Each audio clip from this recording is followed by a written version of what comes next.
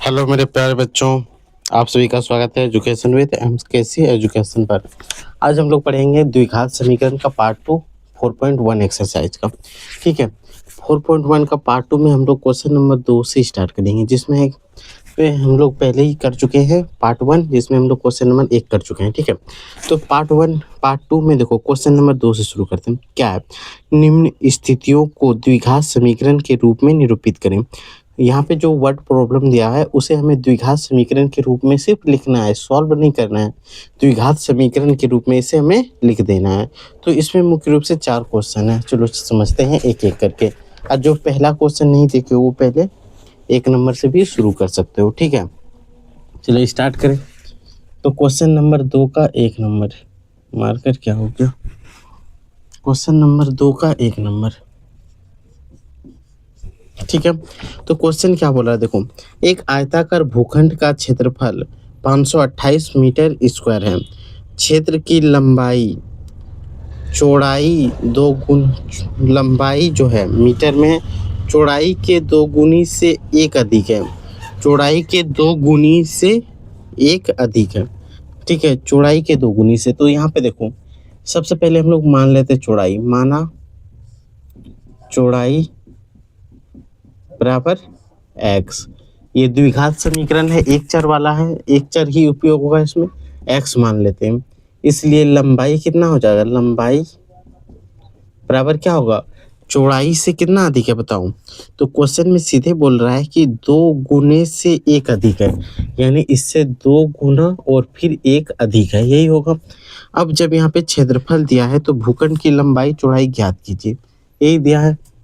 तो देखो, हमें सिर्फ द्विघात समीकरण के रूप में इसे लिख देना है। तो चलो सिंपल हम लोग यहाँ से लिखेंगे प्रश्न से। ठीक है, अब यहाँ लिख देते हैं आयत का क्षेत्रफल। आयत का क्षेत्रफल। आयत का क्षेत्रफल का सूत्र क्या होता है बताओ? लंबाई गुना चौड़ाई, यही होता है। बोलोगे हाँ, लंबाई गुना चौड़ाई होता है। अब देखो यहाँ पे क्षेत्रफल दिया है 528, लंबाई कितना दिया है 2x + 1 और चौड़ाई कितना दिया है x। ठीक है, सिंपल आप देखना, 528 बराबर x दिया है, इससे गुना करेंगे 2x², इससे गुना करेंगे +x।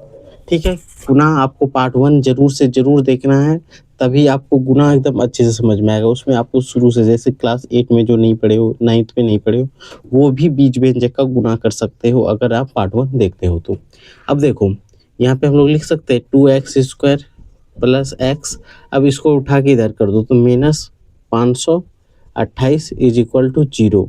तो यही रूप आ गया, यही रूप में हमें समीकरण के रूप में ही निरूपित करना था, तो यही बना। ठीक है, पढ़ते हैं क्वेश्चन नंबर 2 पे। अगर इसका हल बोलता तो हम लोग हल भी कर लेते हैं। ठीक है, लंबाई चौड़ाई ज्ञात कीजिए, ऐसे लिखा है सिर्फ, लेकिन हमें निरूपित सिर्फ करना है। ठीक है,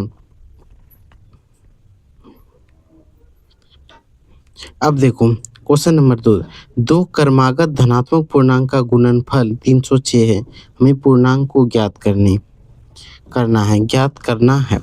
2 क्रमागत धनात्मक पूर्णांक। अब धनात्मक संख्या पता है आपको, पूर्णांक संख्या 1 2 3, ये सारा संख्या क्या है? पूर्णांक संख्या है। और प्लस वाला जो होता है उसी को बोलते हैं धनात्मक। आपको वर्ड भी समझना है, वर्ड नहीं समझते हो तो फंस जाते हो। धनात्मक मतलब जैसे संख्या रेखा बनता है, यहाँ 0, इधर जितना भी संख्या होगा सारा धनात्मक होता है।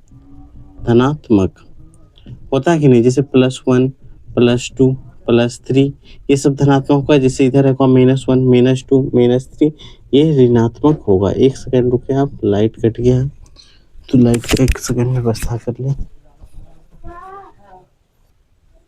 चलो शुरू करते हैं। धनात्मक और ऋणात्मक तो समझ में आया। तो बोला गया है 2 क्रमागत धनात्मक, तो यहाँ पे लिखेंगे माना पहला धनात्मक संख्या, धनात्मक पूर्णांक संख्या मान लेते हैं। पहला जो धनात्मक पूर्णांक संख्या है उसे हम लोग x मान लेते हैं। क्या मान लें? x। माना दूसरा धनात्मक पूर्णांक संख्या, इसका मतलब होगा इसका ऊपर में जो है वो क्या होगा? x + 1, उससे 1 अधिक होगा पूर्णांक संख्या। अब बोला है कि दोनों का योग, प्रश्न सी बोला है कि दोनों का गुणनफल, क्या बोला है, गुणनफल मतलब गुना, x गुना x प्लस 1 जो होगा वो 308 या 328 दिया हुआ है। तो देखो इसमें दिया है कितना, 306। दोनों का गुणनफल कितना होगा, 306। तो यही लिखना है। अब सिंपल गुना है तो गुना कर दो, x गुना एक्स स्क्वायर, x गुना 1 तो क्या होगा, x बराबर 306। इसी को हम लोग लिख सकते हैं एक्स स्क्वायर एक्स, इसको इधर कर दो माइनस 306 इज इक्वल टू 0। तो ये हो गया इसका फाइनल आंसर। समझ में आया? यही सिर्फ समीकरण के रूप में हमें निरूपित करना है, इसीलिए हम लोग समीकरण के रूप में ही निरूपित कर रहे हैं। पढ़ते हैं क्वेश्चन नंबर 3 पे। क्वेश्चन नंबर 3 देखो, यहाँ पे थोड़ा ज़्यादा नीचे हो जाएगा, तो क्वेश्चन नंबर 3 यहीं पे बताते हैं क्या है। पढ़ के एक बार सुना रहे। रोहन की माँ उससे 26 वर्ष बड़ी है, ठीक है। तो यह लिख दे, माना रोहन की उम्र, रोहन की उम्र अगर x मान लेते हैं, इसलिए उसका माता का उम्र क्या हुआ, 26 साल बड़ा है, तो x में 26 तो जुड़ जाएगा, x प्लस 26 हो गया। अब आगे बढ़ते हैं। उनकी आयु का गुणनफल, उनकी आयु का गुणनफल अब से 3 वर्ष पश्चात 360 हो जाएगा। अब से 3 वर्ष पश्चात क्या बोला कि देखो हम गुणनफल अब से 3 वर्ष पश्चात 360 हो जाएगी, 3 वर्ष बाद, यानी जोड़ देंगे। तो यहाँ से लिखते हैं प्रश्न से 3 वर्ष पश्चात हो जाएगी, मतलब 3 वर्ष ऐड हो जाएगा, तो इसमें ऐड कर दो x प्लस 3, इसमें भी गुणनफल बोला है तो गुना, इसमें भी ऐड कर देते हैं x प्लस 26 प्लस 3, दोनों में 3 साल बढ़ जाएगा, बराबर इसका गुणनफल क्या बोला है, 360 हो जाएगा, 360 यही होगा। अब इसको हल कर दो, तो यहाँ से क्या होगा, x प्लस 3, यहाँ से देखो गुना है x प्लस 26 और 3 29 बराबर 360। अब x को x से गुना करेंगे तो x स्क्वायर, x से 29 को गुना करेंगे तो 29x, फिर इससे गुना करेंगे तो 3x, और इसको गुना करेंगे 9 3 27, 3 दूना 6 2 8 87 बराबर 360। अब यहाँ देखो x स्क्वायर प्लस 29x और 3x जोड़ दो तो कितना होगा, 32x प्लस 87 है। अब ये 360 प्लस में इधर आएगा तो माइनस हो जाएगा, बराबर 0। तो यहाँ से क्या हो जाएगा, एक्स स्क्वायर प्लस 32x, यहाँ देखो प्लस माइनस माइनस, क्योंकि माइनस का चिन्ह बड़ा है, तो 360 में 37 घटाओ 87 घटाओ कितना बचेगा, तो देखो 360 माइनस 87 घटा दो, तो यहाँ से बचेगा 3, यहाँ हो गया 15 7, 15 में 8 गया तो 7 2 273 बच जाएगा, तो 273 इज इक्वल टू 0। यही समीकरण बना, यही क्या बना, समीकरण। अब ठीक है, तो समीकरण यहाँ से ही बनेगा। अब बचा लास्ट एक क्वेश्चन, तो उसको भी हम लोग फट से कर लेते हैं, ठीक है। तब तक एक बार आप नोट जरूर कर लें, ठीक है। जो भी नोट नहीं किया वो नोट कर ले, थोड़ा सा स्पेस देख लेते हैं, यहाँ तो बन जाना चाहिए, नहीं तो एक बार इसको मिटा लेते हैं, थोड़ा सा जब बड़ा जगह चाहिए उसके लिए। जो नोट नहीं किए वो अभी नोट कर लें, ठीक है। देखो इस क्वेश्चन को समझना है, क्वेश्चन नंबर 4 जो है थोड़ा सा समझने वाला है, उसको आपको समझना पड़ेगा। नहीं काम नहीं कर रहा है। क्वेश्चन नंबर 4 क्या बोल रहा है यहाँ पे, देखो ध्यान से सुनना है। एक रेलगाड़ी 480 किलोमीटर की दूरी समान चाल से तय करती है, ठीक है। यदि इसका चाल 8 किलोमीटर घंटा कम होती है तो वह उसी दूरी को तय करने में 3 घंटे अधिक लेते हैं। हमें रेलगाड़ी की चाल याद करनी है। तो देखो एक रेलगाड़ी 480 किलोमीटर की दूरी समान चाल से तय करती है, तो माना यहाँ पे सबसे अच्छा क्या लिखते हैं कि माना चाल बराबर x, मान लेते हैं कि वो x किलोमीटर घंटा के स्पीड से चल रहा है, ठीक है। कुल दूरी यहाँ दिया हुआ है, कुल। अब यहाँ से देखो मान लेते हैं, अब प्रश्न से नहीं भी लिखेंगे, देखो यहाँ से लिखते हैं कुल दूरी। कुल दूरी कितना दिया है? 480 किलोमीटर है ना। हाँ 480 किलोमीटर है, इतना दूरी तय करना है। तो हमें क्या निकालना है कि हमें रेलगाड़ी की चाल ज्ञात करना है, चाल यानी स्पीड। ठीक है, तो 3 घंटे अधिक। तो देखो ये दिया है हमारे पास। समय बराबर क्या होता है बताओ? एक सूत्र होता है समय। समय बराबर क्या होता है? दूरी बटे चाल। ये तो सूत्र आपको याद होगा कि दूरी बटे चाल होता है। तो यहाँ देखो प्रथम स्थिति, जब नियत चाल जब घटता नहीं है, उस स्थिति में हम लोग क्या बोल सकते हैं? समय को T1 मान ले कि T1 समय में दूरी 480 किलोमीटर जो है वो कितना देर में दूरी तय कर लेता होगा? कितना चाल से चलता होगा? x किलोमीटर से चलता है कि नहीं? T1 समय में दूरी बटे चाल अगर x किलोमीटर प्रति घंटा की रफ्तार से चलता है तो वो 480 किलोमीटर को T1 टाइम में पूरा कर लेता है। ठीक है, अब स्थिति 2 में वही चीज़ बोल रहा है कि जब चाल घट जाता है। T2 में क्या होता है? चाल घट जाता है, यानी दूरी तो 480 नियत है, x चाल था, इसमें कितना किलोमीटर घटता है? तो 8 किलोमीटर प्रति घंटा घट जाता है।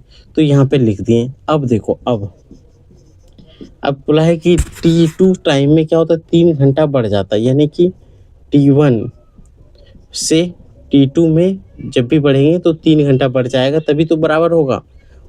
तो यहाँ से लिख सकते हैं T1 माइनस T2 बराबर 3, लिख सकते हैं कि नहीं?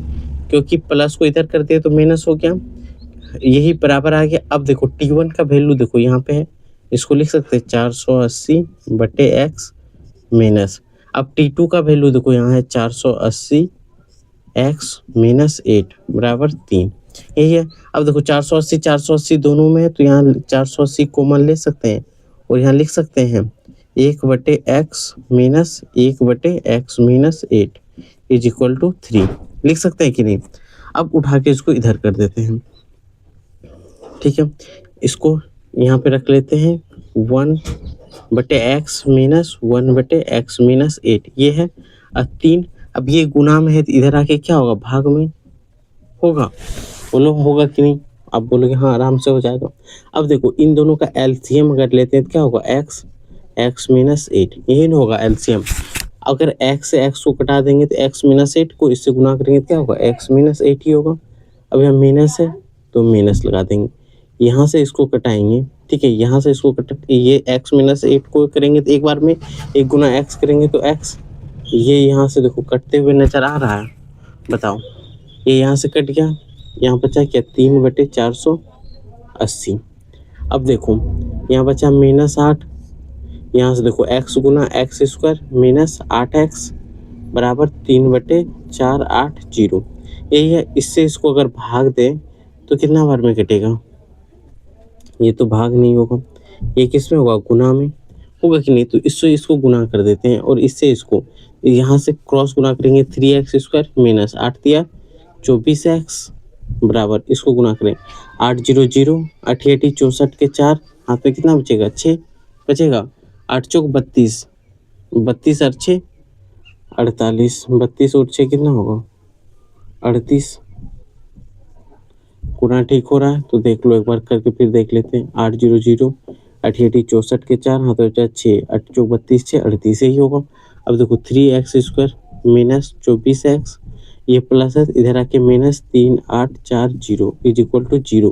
क्या ये 3 से डिवाइड कर दे? 3 से अगर इसको कटाएंगे तो 3 का 3 कट जाएगा, एक्स स्क्वायर इसको कटाएंगे 8 दिया 24 बार में कटेगा, और इसको भी कटाएंगे 3 का 1, फिर यहाँ 8 हो गया, 3 दूना 6, फिर बचेगा 2 24 हो जाएगा, 8 दिया 24 0, इतना क्या हुआ? तो इस ये 3 जो है 3 से सबको डिवाइड कर दिए, या तो आप कॉमन जैसे लेते हो कॉमन लेके इधर कर सकते हो। जैसे देखो ये नहीं समझ में आया होगा तो 3 यहाँ से कॉमन ले लेंगे तो एक्स स्क्वायर बचेगा माइनस, यहाँ पे ये 8 बचेगा और ये भी कॉमन ले लेंगे तो यहाँ पे कितना बचेगा? 3 से इसको भाग देंगे तो एक बार में, यहाँ फिर 2 बार में, फिर 8 बार में, फिर 0। क्योंकि देखो यहाँ नहीं ऐसे समझ में आ रहा है तो ऐसे भाग दे देना है। एक बार में कटाएंगे कट जाएगा, 8 बचा, 2 बार में कटाएंगे 3 दूना 6 बचा 2 4 है 24, 8 दिया 24 कट गया, ये 0 बचा, ये यहाँ पे लिख दिए, यही तो किए बराबर 0। अब ये गुना में है, इधर आके क्या होगा? भाग में, तो इसको लिख सकते हैं कि x square minus 8x minus 1280 बराबर 0/3। भाग भी देंगे तो 0 आएगा, यानी x square minus 8x minus 1280 यही हो गया बराबर 0। यही हो गया इसका फाइनल आंसर।